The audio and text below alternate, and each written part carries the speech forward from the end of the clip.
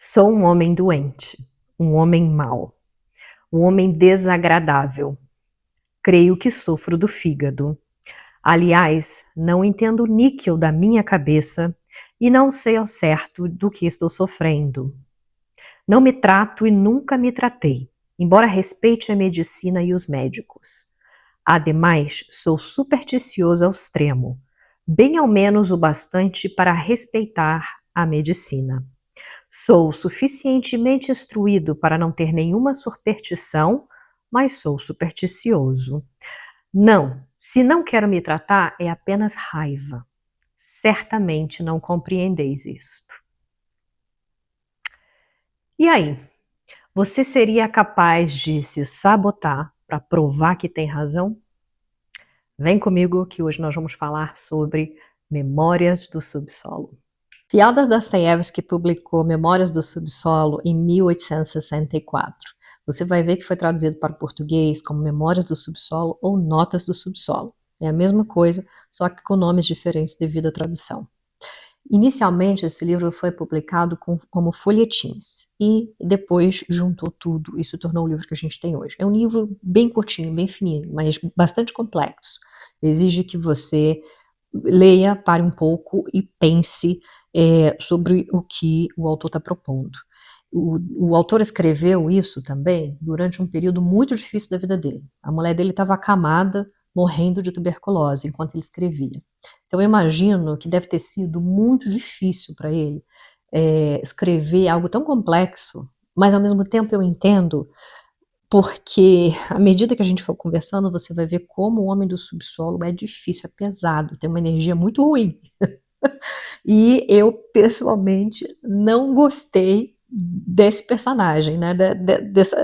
Dessa ideia do Homem do Subsolo. Mas essa é a ideia mesmo. Ele quer que você não goste, ele quer que você se sinta incomodado por essa personagem, né? Por toda essa história acontecendo. E uma das ideias que ele tem nesse livro é fazer uma crítica, refutar, né, o iluminismo e o determinismo. O iluminismo aconteceu por ali pelo século XVIII na França e eventualmente foi chegando pela Rússia. Nós temos alguns escritores famosos, como por exemplo Sartre. E uma das ideias do iluminismo era o uso da razão e da lógica sobre a fé, a crença, enfim, sobre coisas que não eram cientificamente provadas. Então, é justamente o oposto do que a sociedade estava acostumada, né? Havia o absolutismo e havia fé, havia crença, e o iluminismo vem justamente com essas ideias liberais, mas também, ao mesmo tempo, incentivando o uso da lógica e da razão. O determinismo já é mais em relação à lei da natureza, à lei da física. Estou tentando fazer um resumo rápido para que você possa entender e a gente entre no livro. E faz com que a sociedade, tanto o iluminismo quanto o determinismo, faz com que a sociedade faça escolhas racionais, lógicas, o tempo inteiro. A crença era, se você fizer as suas escolhas lógicas e racionais, vão ser definitivamente as melhores escolhas que você vai poder fazer, e com isso, se todo mundo agir dessa forma, teremos uma sociedade melhor. Essas eram ideias, resumindo, né, iluministas e deterministas. E o Homem do Subsolo vem justamente para fazer essa crítica e trazer justamente uma ideia oposta. A ideia oposta que ele traz é: não, não é o melhor, porque eu não sou uma máquina, eu sou um homem. E isso significa que eu posso simplesmente, consciente da melhor decisão, escolher a pior. Consciente da melhor escolha, decidir ir para o pior lado. Então, por isso que eu te perguntei lá no início do vídeo, até onde você seria capaz de se sabotar para provar que você tem razão. O que a gente vai ver ao longo do livro é justamente essa discussão, essa questão do homem racional previsível versus o homem que quer ser livre para tomar suas escolhas, livre para escolher com base no que ele quiser, até mesmo na própria vontade. E fica nessa discussão aí o tempo inteiro. Tem uma hora que o Homem do Subsolo até menciona, e eu até parei para pensar sobre isso, 2 mais 2 é igual a 4, e ele fala, não, 2 mais 2 é igual a 5. Por quê? Igual a 4 é quando você segue a lógica, igual a 5 é quando você simplesmente escolhe que seja 5. Tô vendo aqui meu cachorrinho pra cama, ele tá fazendo deve estar passando esses barulhinhos aí. Então, a gente consegue ver logo isso no início do livro, né? Toda essa questão sendo discutida. O livro é dividido em 2 partes. A primeira parte é justamente esse monólogo filosófico que eu expliquei para vocês. E o Homem do Subsolo, que não tem nome, eu vou sempre me referir a ele como o Homem do Subsolo, né? Porque ele está ali contando as memórias dele. Ele começa a conversar comigo, com você, leitor, justamente um pouquinho da vida dele para que você conheça. Uma das coisas assim bizarras sobre ele é que ele é muito ranzinza, ele é mal-humorado e também autoconsciente. Então você vai ver uma pessoa que pensa muito, que pensa sobre tudo, que está o tempo todo discutindo as coisas e chega a ser assim um pouco chato, porque ele se torna repetitivo no mesmo argumento que ele tem, mas ele te dá exemplos diferentes, né? Então, por exemplo, ele é um funcionário público aposentado, né? E ele começa partindo daí, desse princípio, que quando criança ele se sentia muito feio, né? Então ele se sentia inferior ao outro por ser feio. Então ele colocou na cabeça que para compensar isso ele tinha que ser extremamente inteligente. Eu não vou te dar spoiler, não fica preocupado, tá? Não vou contar o final do filme, do livro, não vou contar como se desenvolve, mas vou dizer para você que são esses exemplos que ele vai dando de coisas que aconteceram na vida dele, que vai fazendo você entender que não é só uma questão de refutar a lógica, mas também tem uma série de complexidades acontecendo ali. Ele se sente ressentido, tem baixa estima, ele precisa de validação o tempo todo também. Ele conta de um caso, por exemplo, de um militar, né? De um militar que passou por ele, esbarrou nele, ele planejou por anos a vingança, né, desse cara, porque o cara esbarrou nele e ele se sentiu muito ofendido por isso. Tem outra situação em que ele fala que as pessoas do setor público onde ele trabalhava, ele maltratava, e sempre que tinha a opção de humilhá-las porque elas eram inferiores a ele as fazia, exceto aqueles que ele considerava superior. E nem era uma superioridade de cargo, de função na empresa, não. Era superioridade para ele moral. Eram pessoas inteligentes, pessoas que eram capazes de serem melhores que ele. Então, tem muito essa coisa dele se sentir superior ao outro. O tempo todo ele vai te dizer que ele é muito inteligente e que ele é superior ao outro. E justamente por isso, porque ele é um cara que faz as escolhas que ele quer. Tá vendo como tem uma contradição? Eu não sou inteligente porque eu uso razão, eu sou inteligente porque eu sou livre para escolher o que eu quero. E essa liberdade eu exerço de forma que eu quiser, da forma que eu quiser, podendo inclusive me fazer mal. E a gente vai vendo isso, né? Que ele é, no final, enfim, não tão inteligente assim, porque ele acaba tomando decisões absurdas para te provar por 1 mais 1, né? Que é igual a 2, que ele, no uso da sua razão, tem razão em criticar toda essa questão do uso da lógica para construir uma sociedade melhor. E tem, claro, né, que tem algumas diferenças que eu observo assim ao longo do livro, né? Como eu te falei, ele sentia essa questão de se achar feio, por isso ele queria ser muito inteligente para fazer essa compensação. Tem pessoas que ele humilha porque ele acha que está abaixo dele, mas acho que não estão dentro do conceito dele, né, que são mais inteligentes ou mais privilegiadas. Ele não faz, ele não humilha, ele trata bem. Né? E tem a questão da própria vida dele, porque ele mora numa casa simples, ele é pobre, né? Ele mora numa casa, ele mesmo descreve isso, a pobreza dele. Então ele não é paupérrimo, mas ele é pobre. Tem uma vida muito simples, muito próximo ali da pobreza.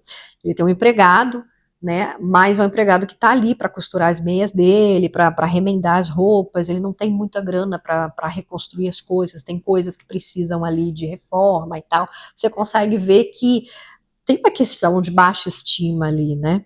Mas eu separei aqui uma citação interessante sobre o uso da razão. Esse livro tem citações maravilhosas para você que gosta dessa ideia de pesquisar filosofia, tá?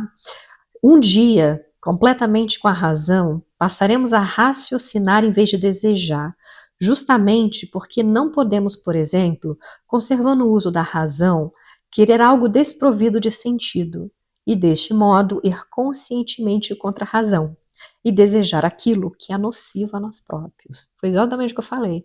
Né? Se você usa a razão, você vai escolher só com a razão.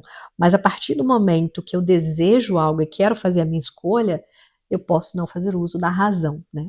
E mesmo que isso seja nocivo para mim, é mais ou menos isso que ele quer dizer. Tem uma outra aqui interessante. Apesar de tudo, estou firmemente convencido de que não só uma dose muito grande de consciência, mas qualquer consciência é uma doença. Então ele tem aquela coisa de que, olha, eu penso muito porque eu quero ser livre para tomar a minha decisão, mas ele já sabe que quem pensa muito, quem tem consciência demais, também está doente. E por isso que lá na frente ele fala que ele está doente, né? Que ele é um homem mau, um homem desagradável, que ele sofre do fígado, ele tem plena consciência das coisas que ele faz. Bom, terminado esse monólogo aí da primeira parte do livro, a gente vai para uma parte que é mais tranquila de ler. Então, experiência de leitor, tá bom? Eu, pessoalmente, separo, quando eu vou ler esse livro, eu separo um tempinho assim só para eu pensar, para eu repensar, para eu ficar ali batendo dentro da minha cabeça. Não é um livro que dá para ler rápido. É um livro que você precisa pensar se você quiser aprofundar um pouco a sua leitura. A segunda parte já voa mais tranquilamente, porque ela não é tão filosófica, ela não é carregada desses conceitos existencialistas, né, porque ele está ali mostrando a angústia dele de existir, né, enfim, a existência precede a angústia, né, mas na segunda parte é mais tranquilo, porque vai mostrar parte da vida dele. Ele conta um pouquinho nessa primeira parte, né? E a segunda, a gente já vê ele saindo para a sociedade, como ele se conecta com as pessoas fora da casa. Porque ele marca um almoço com os amigos, né? E ali dá errado, eu já não vou contar mais o que acontece. Já dá para você ter uma ideia mais ou menos do que o livro se trata. E o negócio dá errado, ele se sente super ofendido por algumas situações que acontecem ali, e o negócio escala assim de um nível absurdo e vai lá para cima, gente, justamente por essa teoria que ele tem de que as pessoas inferiores a ele devem ser humilhadas, ou as pessoas que estão superiores a ele, enfim, não precisam ser. O que eu vejo nos relacionamentos dele é que ele tem a necessidade de se conectar com as pessoas, mas por causa desse conceito dele, ele acaba rejeitando essas pessoas, né? E de uma certa forma, através da humilhação, né? Então, ele tenta a validação, ele não consegue porque para ele aquilo ali não funciona, né? E ele então entra para a questão da humilhação, da briga, e vai ter muita briga aí na segunda parte do livro, tá, gente? Justamente por causa disso. Ele também conhece a Lisa, a prostituta Lisa, que é uma menina jovem que está ali na prostituição, e ele também conversa com ela, tem alguns diálogos super importantes, que você vai ver que primeiro ele tenta convencer ela, né, um papo bonito, né, de que ela podia sair dessa vida, não sei o quê, e depois ele acaba, enfim, humilhando ela também, o que é ruim, porque ele tem sentimentos por ela. Então, entra de novo aquela questão, né, de até onde eu sou capaz de me sabotar para provar que eu tenho escolha, né, até onde eu sou capaz de fazer as piores escolhas do mundo, né, para dizer para você que eu tenho poder de escolhas. As relações dele são completamente ambíguas, né? Ele humilha também a si próprio, porque ele tem essa questão, né? Então, toda essa teoria, né, de pensar, pensar, pensar e fazer pouco, de pensar e fazer o contrário, né? Então, por exemplo, eu citei o rapaz que deu uns barrão nele, que ele planejou por anos a vingança, né? Chega na hora não acontecia desse jeito, né? Eu citei, enfim, alguns relacionamentos que ele tem e que tem algumas coisas interessantes por ali acontecendo. Ele tem essa necessidade, né? Mas acaba, enfim, por ele se achar moralmente superior por pensar dessa forma, ele acaba sozinho. Então, eu acho que, para finalizar, essa, essa casa do subsolo, né, esse lugar onde ele está, o subsolo é um porão, né, é justamente uma prisão que ele acabou construindo para ele, né? Porque quando ele sai, quando você vê lá na parte 2 que ele sai para se conectar socialmente com pessoas que são amigas ou pessoas que estão ali próximas dele, ele é incapaz. Então ele pensou tanto, ele maquinou tanto, ele passou tanto tempo exercendo essa escolha que ele se sentiu incapaz de construir relações verdadeiras e no final ele acaba ficando sozinho ali, preso, né, pelo menos é uma prisão que eu falo psicológica, tá? O livro não termina necessariamente assim, né, porque eu falei que eu não vou contar o final, mas é uma prisão que você vê que é mais psicológica, na ânsia de fazer aquela distinção entre quem é superior e quem não é, ele acaba, ele mesmo, se isolando do próprio mundo. Então é isso, eu espero que você tenha gostado da dica literária de hoje. Eu sempre esqueço, tá? Nem gosto de fazer isso, mas eu vou fazer. Curte aqui, comenta, compartilha, vamos fazer esse canal subir um pouquinho, para ver se a gente consegue, né, falar com mais pessoas. Então é isso. Um beijo para vocês, até a próxima.